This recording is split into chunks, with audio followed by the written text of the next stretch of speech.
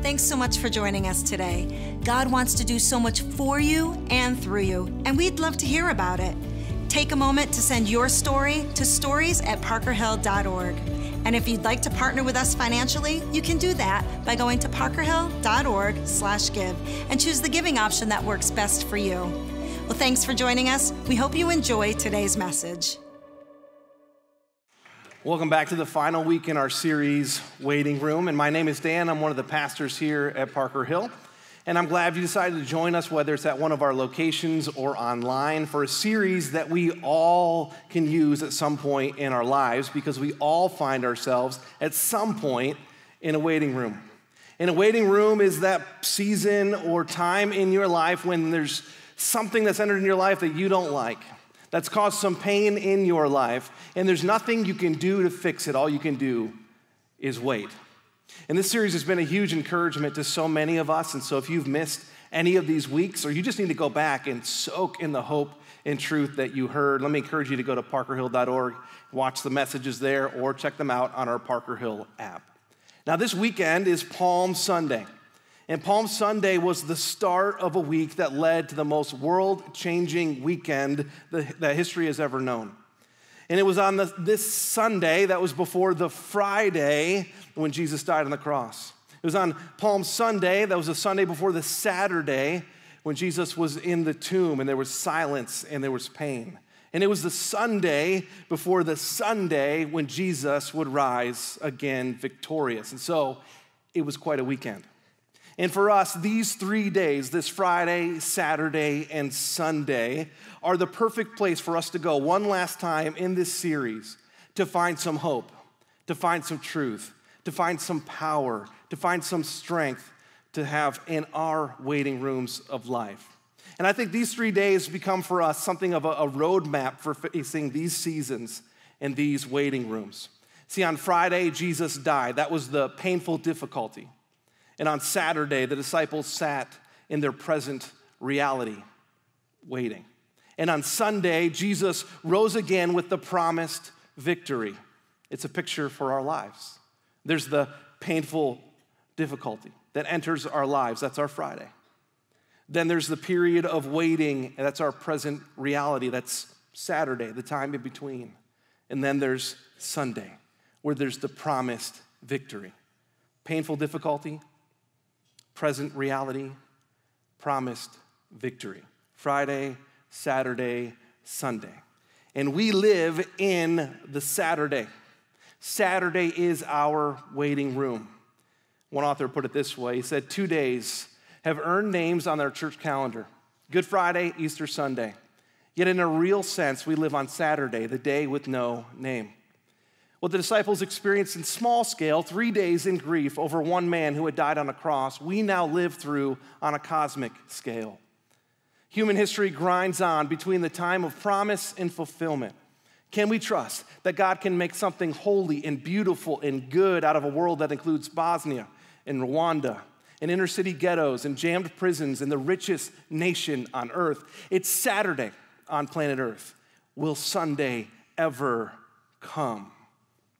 And I don't know what your Friday might be. That's when the pain has intersected your life. I don't know if the cancer is back. I don't know if your spouse won't come back and fix things. I don't know if it's not something that's happened to you, but you're watching it happen to someone you love and you can't change it. I don't know if something has intersected your life and left you feeling alone and lonely, but that's your Friday. What I do know is that Friday rolls into Saturday. And what happens on Friday affects us today, and that's our present reality. Our Saturdays are the results of the Fridays. And because of Friday, our Saturdays are full of things like a stolen joy, where our hope is diminished. It's full of a shaken confidence, and we're filled with fear and uncertainty. Because of Friday, the life is sucked out of us, and we're left feeling helpless and powerless and stopped short in life. And that's where we find ourselves. After the bad thing has happened, we are here with a broken heart or a broken life or just beat down by life. We live in the Saturdays, fearful, helpless, hopeless, joyless, and sometimes just numb. And can we just be honest together? That Saturdays stink. I hate them.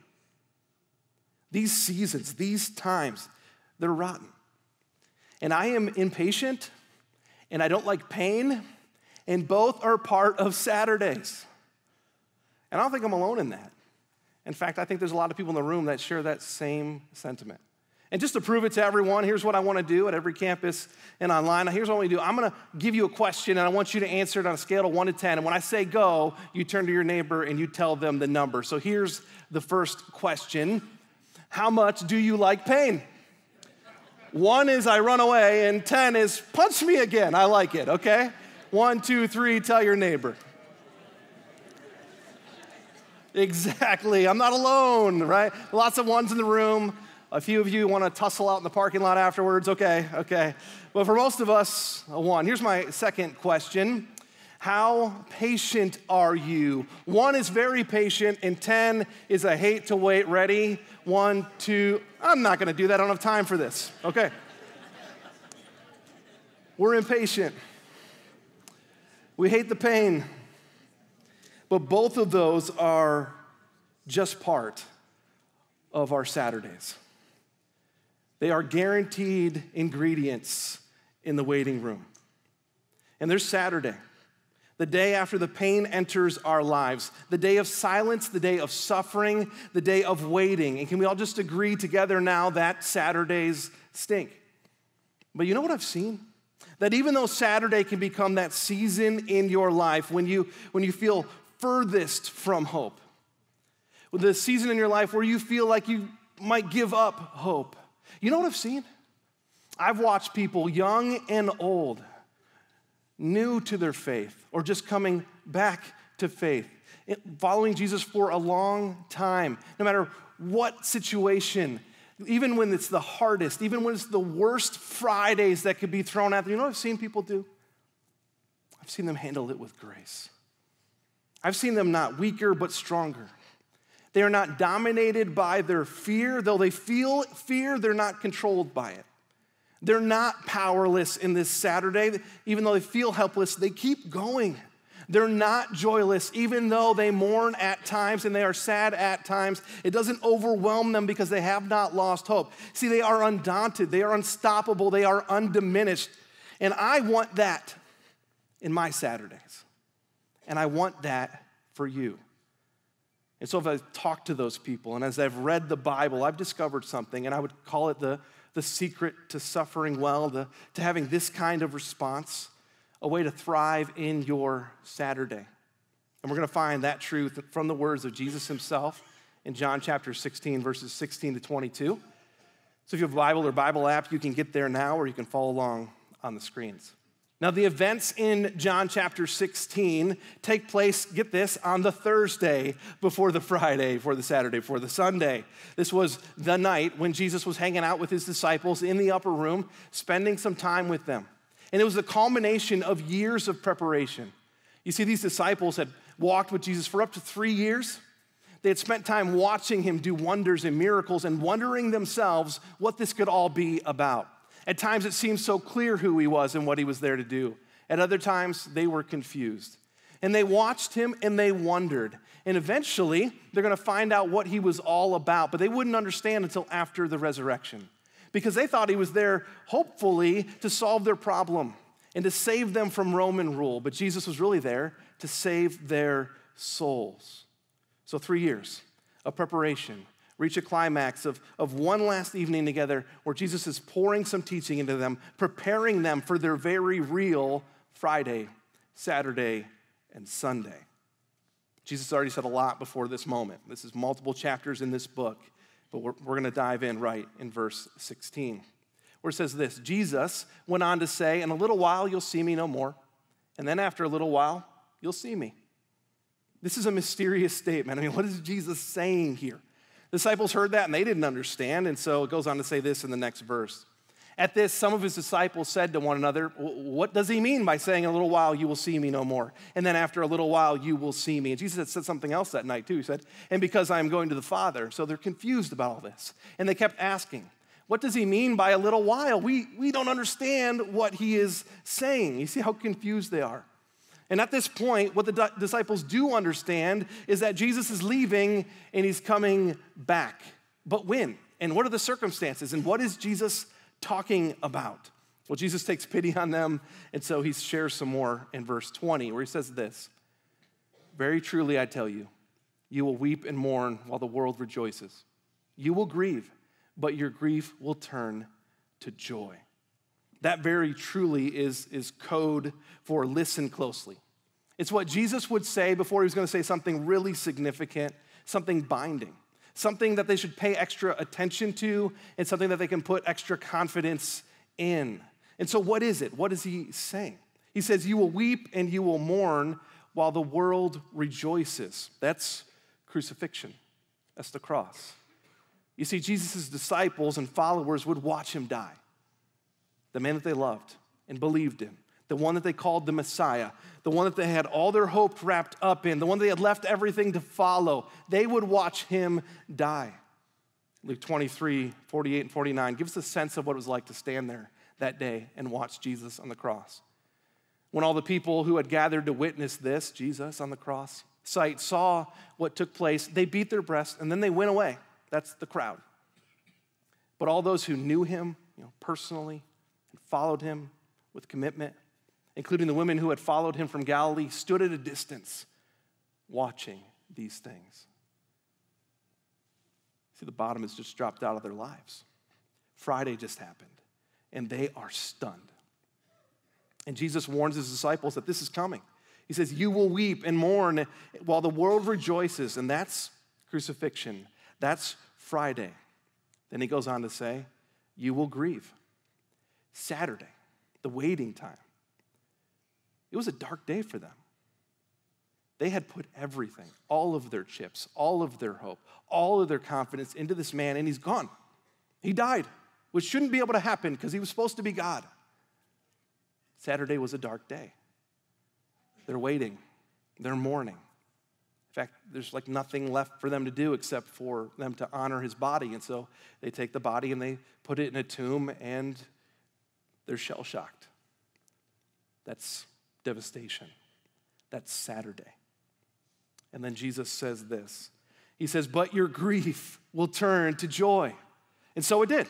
I mean, Jesus didn't stay dead. He rose again. And then they saw him with their own eyes. That's Resurrection Sunday. That's the empty tomb.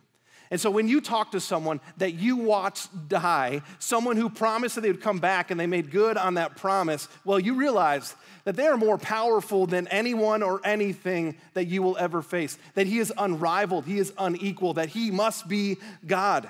And if that guy has promised something to you, well, you trust it because he can deliver on it. And so it fills you with an indestructible joy. You'll weep and you will mourn while the world rejoices. That's crucifixion, that's Friday. You'll grieve, that's devastation, that's Saturday. But your grief will turn to joy, that's resurrection, that's Sunday. So at first I didn't know what he meant by, in a little while you'll see me no more, and after a little while you'll see me. It's the whole mystery of this text. It's repeated 3 times. And you'd expect Jesus in his answer to give them these great details and spell it all out. Maybe put the calendar on the table and kind of count it out for them, but he doesn't do that. Did you notice?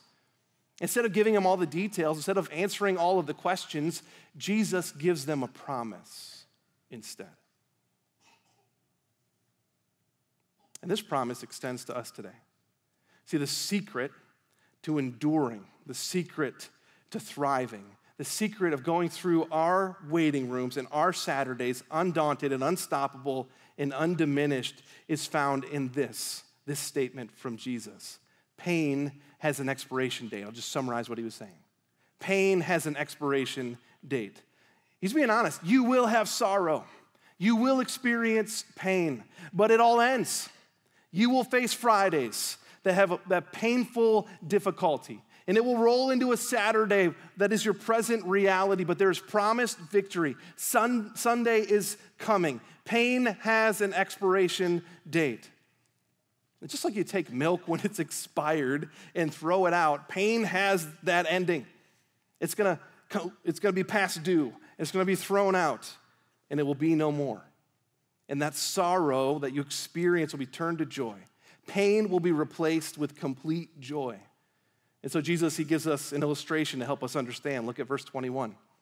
He says, a woman giving birth to a child has pain because her time has come. But when her baby is born, she forgets the anguish because of her joy that a child is born into the world. So with you, now is your time of grief, but I will see you again, and you will rejoice, and no one will take away your joy. Well, if you haven't noticed, I'm a man. So I'm not even going to pretend that I understand the pain of giving birth. I'll just say props to all the moms out there. But through my incredible power of observation, here's what I've noticed. Moms give birth, it's extremely painful, and then they go and do it again.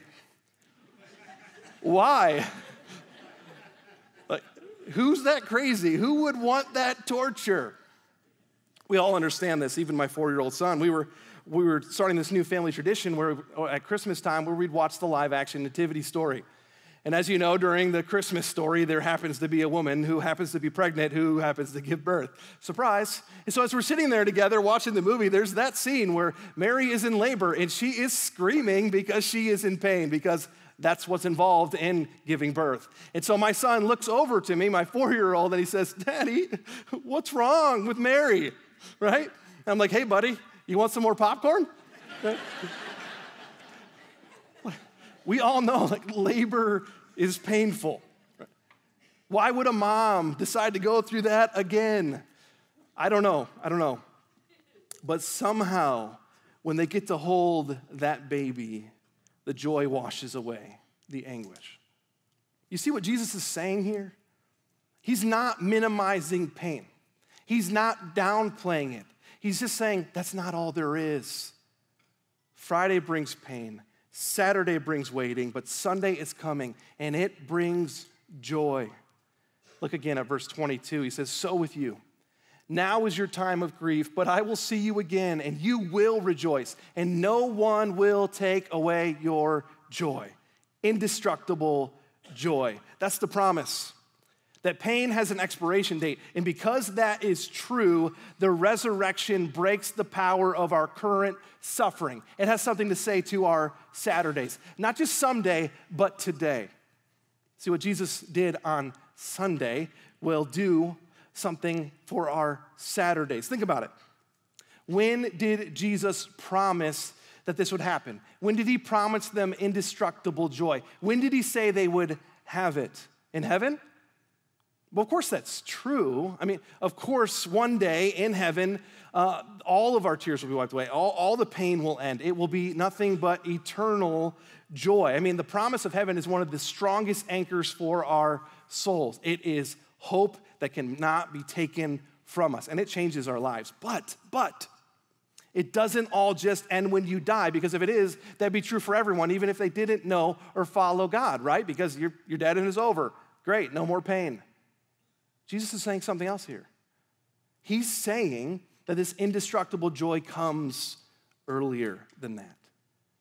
What I find fascinating is that in the context here, actually, what Jesus is talking about is not eternity. He's talking about the day after. He's talking about next week. He's talking about Monday. He's talking about their normal lives until they get to heaven. Because he said, you won't see me, then you will see me. When was that? After he rose again in person and met with them. And then they would have a joy that was indestructible, that no one could take away from them. And it did. It did change their lives. This joy carried them through to the end. In fact, according to church history, we know that most, if not all, of these disciples were persecuted to the point of death, and they did it with joy. No one could take it from them, just as Jesus promised. Why? Because the resurrection breaks the power of our current suffering. We can face it with indestructible joy. The resurrection of Jesus conquered all of our foes, sin and death and loss, and one day the victory will be completed, and there will be no more Saturdays, no more waiting rooms. And that changes our lives. Author Peter Kreeft put it this way. He says, suppose God took you on a crystal ball trip into your future, and you saw with absolute certainty that despite everything, your sin and your smallness and your stupidity, that you could have free for the asking your whole crazy heart's deepest desire, heaven, eternal joy, would you not return fearless and singing? What can earth do to you if you are guaranteed heaven? To fear the worst earthly loss would be like a millionaire fearing the loss of a penny, well, no, less, a scratch on a penny.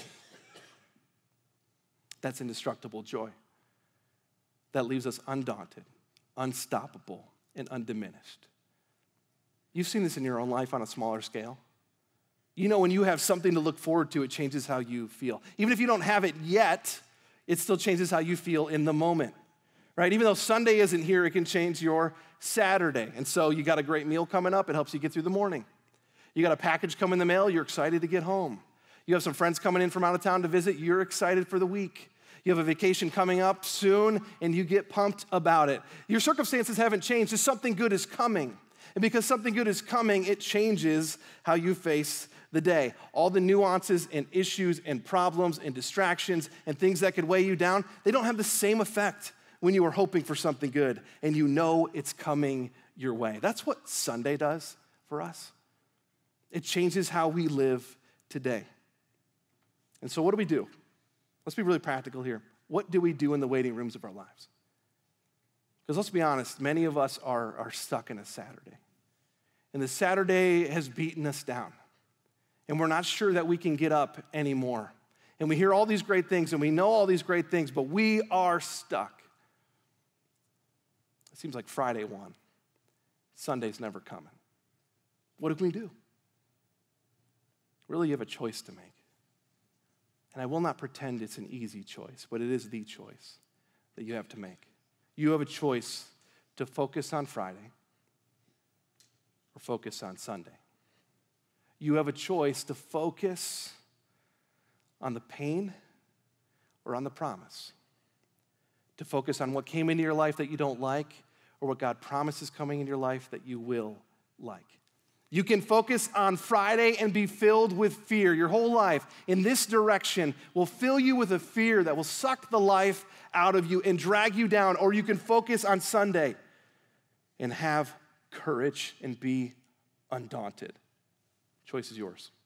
You can focus on Friday and be filled with helplessness, or you can focus on Sunday and rest in God's power. You can focus on Friday and be filled with dread, or you can focus on Sunday and have undiminished joy. That's the choice for all of us here today. I'm not saying that you won't at some point lose your focus and need to be reminded where to look again. I'm not saying you won't ever face some fear or helplessness or hopelessness. I'm saying that you can focus on the trustworthy promises of God and therefore not be controlled in your Saturday by that fear, hopelessness, or helplessness. We can be characterized instead by some different words: undaunted, unstoppable, undiminished, with this indestructible joy. I said earlier that the secret to this joy in your life was this point from Jesus, that pain has an expiration date. But the secret is not really in this sentence alone. It's in this signature. It's not in this promise alone. It's in the person who gave the promise. Because a promise is only as good as the promise giver. It's only as good as the person behind it, whether they can back it up or not. And so, if you hung out with Bill Gates and he wrote you a check for $1 million, you should get excited because he's good for it. If you hang out with me and I write you a check for $1 million, you can just laugh at me because I'm not good for it, right? It's only as good as the person who signed on the line. How big their bank account is, how big their authority is, how great they are. It's based on the person. The value of the promise is based on the promise giver. And so, what name is behind this promise? Jesus. Jesus, the perfect Son of God, who died on the cross for our sins and rose again. And in doing so, he conquered sin and death for us. And if he can do that, then I believe him when he says, "Now is your time of grief, but I will see you again and you will rejoice, and no one will take away your joy." And some of you here today, maybe your next step isn't focusing on God's promises, it's focusing on God's offer of forgiveness. That your first step is to enter into a relationship with God and to cross the line of faith and become a follower of Jesus, to make a decision, to turn from the life you're living to the life that he is offering, to turn from sin to your Savior. And if that's you here today, I want to encourage you to head out to our Next Steps area after the service and just ask them, say, tell me more about following Jesus. But there are others of you here today, and you do need to look to the promises of God. You spend way too much of your time facing this direction. And because you have spent your life facing this direction, doesn't mean you don't know God. It doesn't mean you don't want the best. It doesn't mean you don't love Jesus. It just means that your Saturday stinks more than it has to. It means that your joy is stolen and your hope is low and you don't know if you're going to be able to make it. And you're not going through this fight the way that God is offering for you to go through this fight with indestructible joy. And so maybe for you, it is a turn. Maybe for you, it is a shift. Maybe for you, it is a concerted effort to tell yourself what is true instead of listening to yourself about what is painful. I'm not downplaying the pain. I'm just saying that's not all there is. Sunday is coming. And what Jesus did on that Resurrection Sunday, proving his power, proving his commitment, showing himself to be good for it, giving us a promise that no one will be able to take away our joy. That will change your Saturday. And so to help us all set our eyes on Sunday together right now, I want to help you focus on Jesus. And so we're going to take communion together. And communion might be a little different than you've experienced it before. And so after we watch a video, the ushers are going to pass buckets down your row, and inside of these cups that hold both elements of communion, the bread and the juice, all together in one piece. And I want you to pull one out, and I want you to hold on to it and not do anything with it yet until your campus pastor can come and give you some instructions. See, over the past several weeks, people have shared their stories with us after the service, and we've kind of watched those videos, and we've been encouraged as they've opened their hearts to us, to share their heartaches and their hopes, shared what was going on in their lives and what was true of their hearts. And this week, I want you to reflect on a different story. I want you to reflect on Jesus' story. And as you have this time now to watch this video, I want you to understand his heart for you.